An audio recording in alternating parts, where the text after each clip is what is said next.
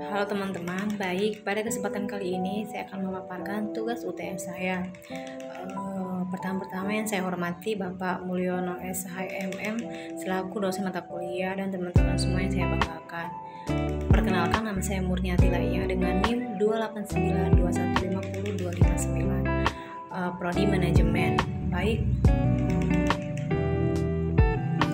Di sini kita langsung masuk saja ke materi yang bersangkutan dengan pasar uang dan pasar modal. Pengertian pasar uang dan pasar modal adalah lembaga keuangan yang mempunyai kegiatan berupa penawaran dan perdagangan efek atau surat berharga. Pasar modal juga merupakan lembaga profesi yang berkaitan dengan transaksi jual beli efek dan perusahaan publik yang berkaitan dengan efek. Dengan demikian, pasar modal dikenal sebagai tempat bertemunya penjual dan pembeli modal atau dana. Pasar modal merupakan pasar untuk berbagai instrumen keuangan jangka panjang yang bisa diperjualbelikan baik dalam bentuk hutang maupun modal sendiri, baik yang diterbitkan oleh pemerintah, public authorities maupun perusahaan swasta. Pasar modal merupakan penghubung antara investor atau pihak yang memiliki dana dengan perusahaan atau pihak yang memerlukan dana jangka panjang ataupun institusi pemerintah melalui perdagangan instrumen melalui jangka panjang seperti surat berharga yang meliputi surat pengakuan utang, surat berharga komersial atau commercial paper, saham, obligasi, tanda bukti hutang, waran, dan lain sebagainya. Fungsi pasar modal sebagai tempat bertemunya pihak yang memiliki dana dengan pihak yang memerlukan dana jangka panjang atau perusahaan mempunyai dua fungsi, yaitu ekonomi dan keuangan. Di dalam ekonomi, pasar modal menyediakan fasilitas untuk memindahkan dana dari pemilik dana ke pihak yang memerlukan dana jangka panjang. Dengan menginvestasikan dananya, para pihak pemilik dana mengharapkan adanya imbalan atau return dari penyerahan dana tersebut, sedangkan bagi perusahaan sebagai pihak yang memerlukan dana jangka panjang, adanya dana dari luar dapat digunakan untuk mengembangkan usahanya tanpa menunggu dana dari hasil operasi perusahaannya. Di dalam keuangan, dengan cara menyediakan dana yang diperlukan oleh perusahaan atau pihak yang memerlukan dana dan para pemilik dana tanpa harus terlibat langsung dalam kepemilikan aktiva real. Nah, di sini ada instrumen dari pasar modal. Yang pertama ada saham, yang kedua obligasi, dan yang ketiga surat berharga lainnya. Jenis-jenis pasar modal ada dua, yaitu pasar perdana dan pasar sekunder. Entitas yang terlibat atau pelaku yang terlibat dalam pasar modal yang pertama emiten. Apa itu emiten? Emiten adalah perusahaan yang menjual pemilikannya kepada masyarakat atau go public. Ada beberapa tujuan suatu perusahaan yang go public, yaitu memperoleh tambahan dana yang digunakan dalam perluasan usaha, melakukan pengalihan pemegang saham, dan mengubah atau memperbaiki komposisi modal. Yang kedua, investor atau pemilik dana atau modal adalah badan atau perorangan yang membeli pemilikan suatu perusahaan go public. Pemodal perorangan adalah orang atau individu yang atas namanya sendiri melakukan penanaman modal atau berinvestasi.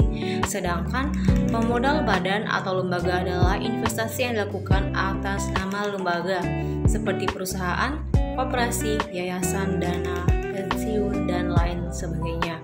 Segala keuntungan dan risiko atas efek yang dibeli atas nama lembaga merupakan hak dan beban lembaga tersebut dalam suatu perusahaan yang go public investor pertamanya. Berikutnya yang ketiga, yaitu lembaga penunjang sebagai penunjang atau pendukung bekerjanya pasar modal.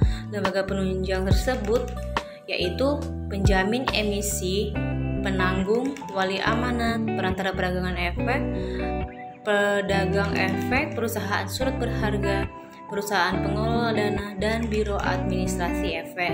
Instrumen pasar modal di Indonesia ada saham, obligasi, dan obligasi konveksi, dan produk derivatif. Oke, berikutnya kita masuk pada pasar uang. Apa itu pasar uang? Pasar uang adalah suatu kelompok pasar di mana instrumen kredit jangka pendek yang umumnya berkualitas tinggi diperjualbelikan.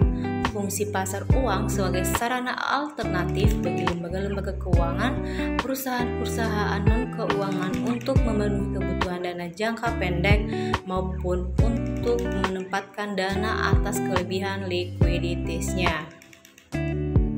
Berikutnya, ciri-ciri dari pasar uang.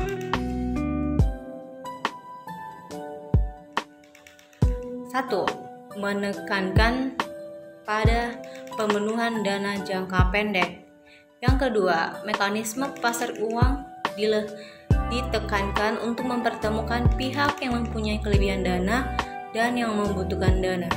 Yang ketiga, tidak terikat pada tempat tertentu seperti halnya pasar modal. Adapun pelaku-pelaku dari pasar uang tersebut, yang pertama ada bank, yang kedua ada yayasan, yang ketiga ada dana pensiun, yang keempat ada dana asuransi, yang kelima ada perusahaan besar, yang keenam ada lembaga pemerintah, yang ketujuh ada lembaga keuangan, dan yang kedelapan ada individu masyarakat. Oke, di sini kita masuk pada bagian fungsi, manfaat ataupun kegunaan dari pasar uang tersebut. Yang pertama, sebagai perantara dalam perdagangan surat-surat berharga berjangka pendek. Yang kedua, sebagai penghimpun dana berupa surat-surat berharga jangka pendek. Yang ketiga, sebagai sumber pembiayaan bagi perusahaan untuk melakukan investasi. Yang keempat, sebagai perantara bagi investor luar negeri dalam menyalurkan kredit jangka panjang dan jangka pendek kepada perusahaan yang terletak di Indonesia.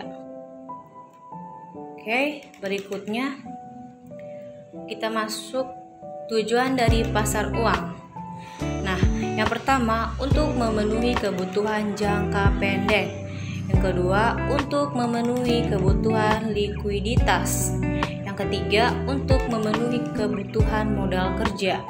Dan yang keempat sedang mengalami kalah clearing. Nah, di sini ternyata dari pasar uang ini ada berbagai jenis-jenis resiko investasinya. Nah, risiko investasi tersebut apa aja? Oke, yang pertama ada risiko pasar. Yang kedua risiko reinvestment. Yang ketiga ada risiko gagal bayar. Yang keempat ada risiko inflasi. Yang kelima risiko valuta. Yang keenam risiko politik. Yang ketujuh marketability atau liquidity risk. Berikutnya, sekian presentasi dari saya. Atas perhatiannya saya ucapkan terima kasih.